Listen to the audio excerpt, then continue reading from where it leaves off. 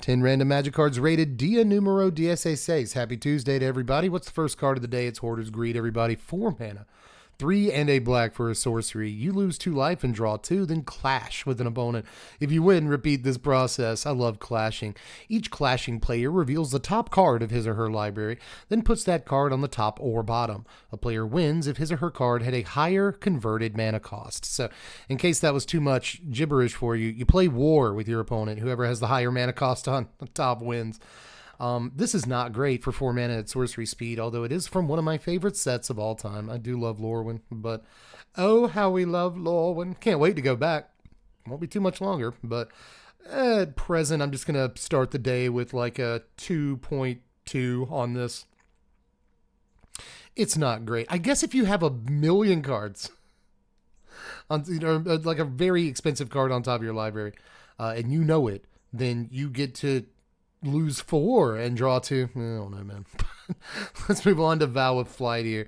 This is 3 mana, 2 and a blue for an aura that enchants a creature.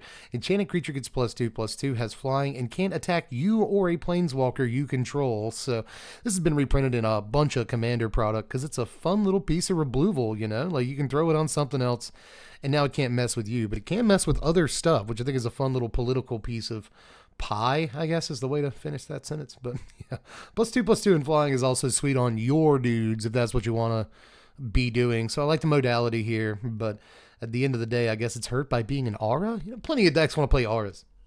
Plenty of decks want to play auras. And like maybe if you throw it on like the most threatening persons or the blue players, you throw it on the blue players guy, and it's less likely to get counterspell. You know, so whatever. So I don't hate this too much. I'm gonna give it a 5.1. I think it's surprisingly fine, even though it's probably 5.1 though, a little much, right? But we'll move on to Harmonize. This right here is Harmonize. It's 4 mana for draw 3 at sorcery speed and green. Harmonize is fine. What's a good print of Harmonize? I just want to go to like the very first one. That seems to be my sort of going policy here is look at Planar Chaos. First Harmonize we got. This was way back in, I don't remember, 2007 or 8 or something. And the whole idea of this grouping of sets, especially like Future Sight, but even Planar Chaos was like, what if Color Pie didn't matter? Yeah. What? And especially again in Planar Chaos. What if Color Pie didn't matter? This is the whole set where we got Damnation for the first time because it's just a color shifted Wrath of God. And this is, I'm not sure what color shifted card this would be. I'm sure it's something in blue, but it's still 4 mana draw 3 in green was like, what? It's crazy, dude. This card was actually played. This card saw play.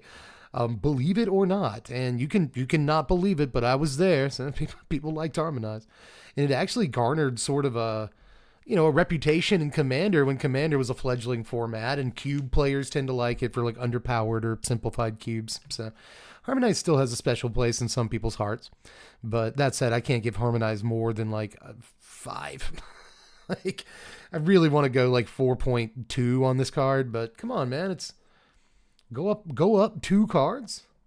Go up 2 cards? Let's just give it like a 5.1, mostly because, again, the memories are strong with this one.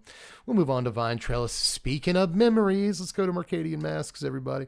One of the better cards in Masks. It's not saying much, though. This is 2 mana, 1 and a green for a 0/4 wall with Defender. It can tap and add a green mana to your mana pool. That's the entire card. This whole card, just a little dork here, but this dork can't be bolted. And that was kind of a big deal back then, 2 mana for a dork was still something we were definitely willing to pay back then. And it turns out that 20 years later, we're still willing to pay that. So the card actually isn't bad. I think when I see dorks like this, I probably have to give them a 5.4. I'll give this one a 5.42. Because, God, I love Vine Trellis. Again, if there's not that many cards in Mass you can get that hype about. And, you can't get that hype about Vine Trellis, but I have actually seen this in cardboard in real life across the table from me and on my side of the table like dozens of times in my life. And again, memories kind of get you somewhere here, but I'll say this, if this got printed into standard, I think some of us would still be like, 0/4 mana dork. Actually playable. So I think that when you have a card that's 20 or more years old and it echoes across the past couple of decades to be like, I might still be playable, like it just usurps all of that power creep, climbs to the top of the mountain, and might be a playable mana dork in standard in 2024. I think you got to give it something. So 5.43, we'll bump it up. Moving on, though, is Mind's Aglow, a single blue mana only ever printed in Commander products. This is a sorcery with join forces. Starting with you, each player may pay any amount of mana. Each player draws X cards, where X is the total amount of mana paid this way. Neat. So this is prosperity, kind of, in a way, but like everyone can spirit bomb towards it, so like everyone ends up drawing 20 cards. I'm not sure how often that's going to end up happening, really. Your opponents do get, they don't get to throw in for free or anything, but it's your turn when you cast this most of the time, whereas it's not theirs, so they'll get to draw their cards and untap, so they might actually be okay with like pitching in to help draw some cards right here. This is not bad. I've never seen this in my life. It's been printed in so much. Commander 2011. Like, come on. This is old news, man. But for some reason, I've never really been exposed to this. I imagine because it probably doesn't see too much play anymore in Commander. I could be wrong. This card is kind of sick, and I know there's a lot of Commander players watching this right now who are like, you've never seen this card? But no, not once. And it kind of makes it really tough to score. This does look relatively strong. Situationally, but that's true of a lot of cards, but I feel like this is more strong than a lot of other cards situationally tend to be. So I don't know. I think I want to give this like a 6. Is this a 6, or is it actually a massive like trap? It's hard to say, but I do say it's really, really tempting. So I'm kind of sticking with the 6 here. I'm going with it. Next is Inga rune-eyes. It's Blue Day, I guess. Right here. Inga is 4 mana, 3 and a blue for a 3/3 legendary human wizard. When it enters the battlefield, scry 3. When it dies, draw 3 cards if 3 or more creatures died this turn. Originally printed in Kaldheim, so not too old, and didn't do too much when it was in standard, but I could see it being a fun little commander for the 99. Or even, as your commander, maybe it's a budget thing, Perhaps, as peasant commander thing. Yes, actually, peasant commander is a large and thriving community, so maybe there, but that's about all the praise I can give. A hill giant with pretty massive upside. I do like that it has an ETB trigger and a death trigger. These are things that we like, but altogether a little bit expensive and like slightly low impact, especially considering it's tough to get that second mode to pop. But obviously it wants to be swept off the board.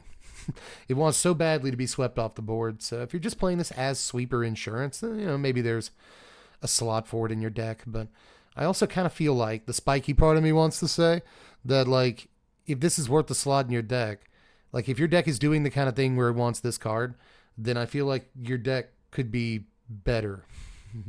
Like there's got to be something to play that's better than this, right? But I'm still going to give it a 4.9, and like maybe I'm missing something and everyone loves this card, but I don't think so. I'm just going to give it a 4.9 and leave it at that. I don't want to be too hard on it because it's cool.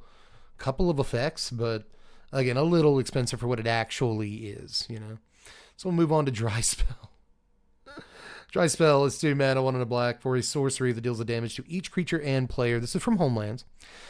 This actually did see some play. One of the few Homelands cards besides like Serrated Arrows, and yes, Mesa Falcon, if you know the CGB lore, Mesa Falcon.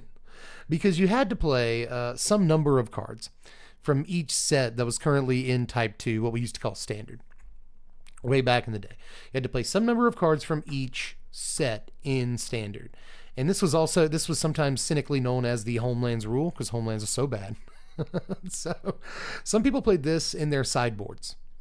Because, does damage to each creature and each player. So like 2 mana for a pseudo sweeper of this kind of caliber was okay back then and is almost okay now. We see this effect for 1 mana and like in the festivities and stuff.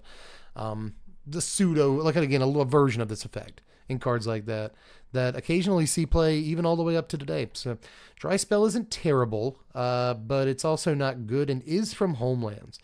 So some people would deduct points simply for that, but I will actually add a 1/10 of a point for that. So 4.6 for Dry Spell. I would have normally gotten a 4.5, which is still probably too high. I just really like this art. So we'll move on to Sleep, everybody. 4 mana for Pretty famous magic card at this point. It's been printed enough times. It's 2 and 2 blue for a sorcery. Tap all creatures a player controls. Those creatures don't untap during that player's next untap step. So they effectively get a stun counter. And you tap every single one of them down. This was, in some ways, a time walk. It's a 4-mana time walk for some decks that needed it. There were tempo decks that actually resorted to this. There were fairies decks back in the day that actually resorted to this card in like a 1 or 2 of. Because certain blue decks that actually do play creatures can capitalize on this card in such a way they just win the game on the next crackback. So, and they also deny their opponent an attack step, which is ridiculous sometimes too. So actually a pretty decent card in the right spots, and still a pretty good card in sealed as well. So I've always kind of liked sleep. I'm going to give this a 5.3, and you can't stop me. So let's move on to the last card of the day, Eternal Witness. Eternal Witness, ladies and gentlemen. This is the oldest art available, but I also kind of don't like that art, to be honest with you. I'm just not like the hugest fan. So we'll look at a secret lair drop.